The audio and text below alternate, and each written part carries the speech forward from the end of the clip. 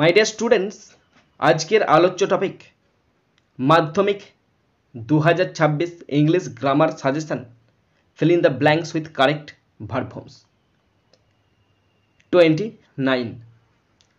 During the lockdown, we লকডাউনের সময় মানে কি? লকডাউন তো আমরা পেরিয়ে চলে এসেছি, তাই না? তাহলে যে সময়টা আমরা পেরিয়ে চলে এসেছি সেইটা আমাদের কাছে পাস্ট টেন্স। তাহলে লকডাউনের সময় উই শূন্যস্থান ব্র্যাকেটে আছে were shut, will be shut, was shut, indoors. লকডাউনের সময় আমরা ঘরের ভিতরে বন্দি ছিলাম, পাস্ট টেন্স। মানে পুরো সেন্টেন্সটা পড়ে বুঝতে পারলাম এটা পাস্ট টেন্সের গন্ধ আছে, সুতরাং পাস্ট টেন্স ছাড়া কিছুই হবে না। এবার যে তিনটে ভার্বের কথা বললাম ব্র্যাকেটের মধ্যে, তারা কে কে আছে? ওয়ার শাট পাস্ট টেন্সে আছে, হতেই পারে। উইল বি শাট পাস্ট টেন্সে নাই, এটা ফিউচার টেন্সে আছে, তার মানে এটা কাটা হয়ে যাবে। ওয়াজ শাট পাস্ট টেন্সে আছে, সুতরাং হবে। এবার শোনো, দুটো জিনিস ওয়ার শাট আর ওয়াজ শাট, এই দুজনের মধ্যে লড়াই হচ্ছে, ভোটে দাঁড়িয়েছে কে জিতবে। এখানে জেতার সম্ভাবনা আছে ওয়ার শাটের, WERE were shut, SHUT shut. তাহলে এখানে কে জিততে পারে? ওয়ার শাট জিতবে আমার মনে হয়। কেন? সাবজেক্ট আছে উইটা প্লুরাল, তার মানে প্লুরাল সাবজেক্ট মানে কি? Plural verb. ওয়ারটা প্লুরাল ভার্ব আর ওয়াজ শাটটা সিঙ্গুলার ভার্ব, সুতরাং ওয়াজ শাট হবে না, বুঝবে ওয়ার শাট। আর ওয়ার শাটটা আছে প্যাসিভ ভয়েসে আছে। কি করে বুঝলাম? কারণ দেখো, যখন আমি পড়ছিলাম আমরা ঘরের মধ্যে বন্দি ছিলাম লকডাউনের সময়। তাহলে কেউ বন্দি করে রেখেছিল আমাদেরকে? সরকার রেখেছিল, প্রশাসন রেখেছিল। তাহলে প্রশাসনের দ্বারা আমরা ঘরে বন্দি ছিলাম, যাতে করে আমরা আক্রান্ত না হয়ে পড়ি, সংক্রামিত না হয়ে পড়ি।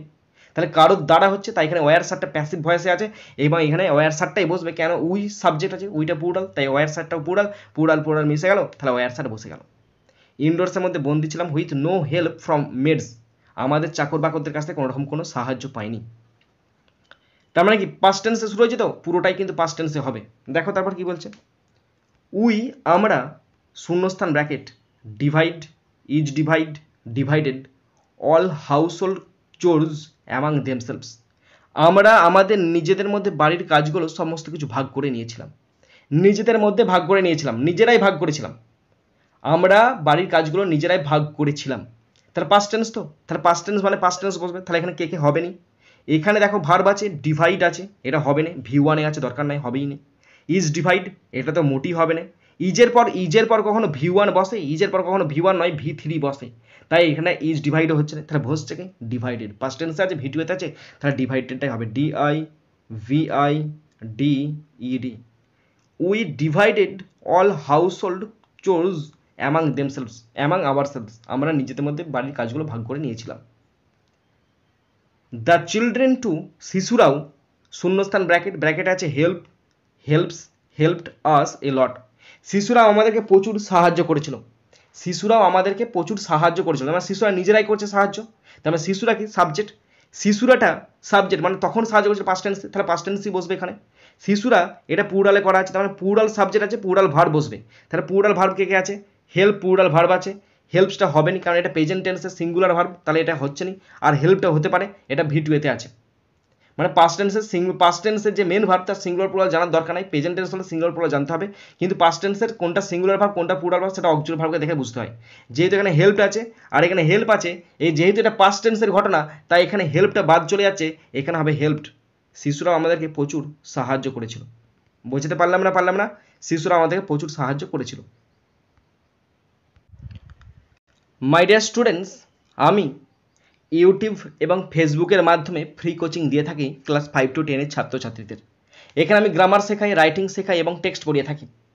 এবং তোমরা যদি আমার কাছে অনলাইনে স্পেশাল কোচিং নিতে চাও, অবশ্যই এই ফোন নাম্বারে যোগাযোগ করবে। আমি অনলাইনে কোচিং দিয়ে থাকি, পশ্চিমবঙ্গের প্রত্যেকটা ভাই বোনকে দিয়ে থাকি।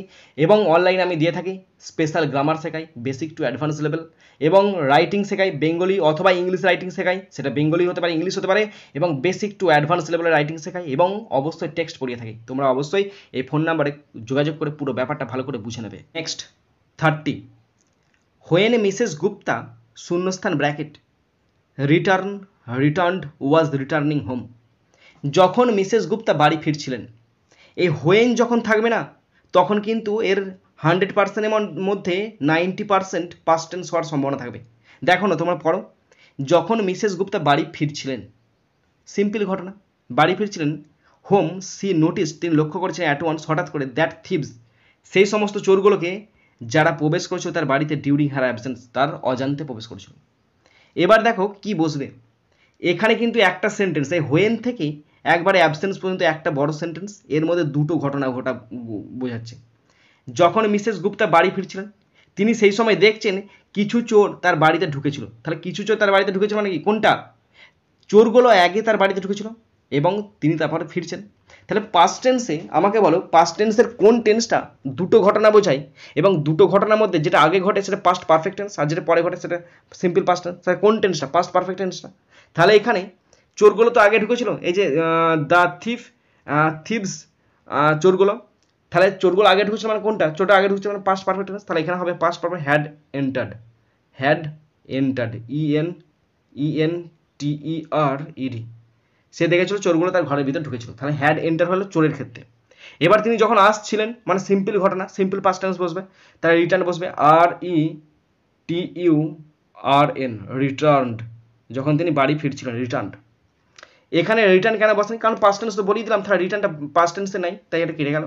ওয়াজ রিটার্নিং কি বসতো না, বাড়ি ফিরতেছিলেন নয়, যখন তিনি বাড়ি ফিরছিলেন, সিম্পল পাস্ট টেন্স, সিম্পল ঘটনা, সিম্পল অ্যাকশন বোঝাচ্ছে, তাই এখানে ওয়াজ রিটার্নিং বসতে পারে না, এখানে বসবে সিম্পল রিটার্নড, মানে তিনি যখন বাড়ি ফিরছিলেন, হোম বাড়ি ফিরছিলেন, সি নোটিস তিনি দেখেছিলেন।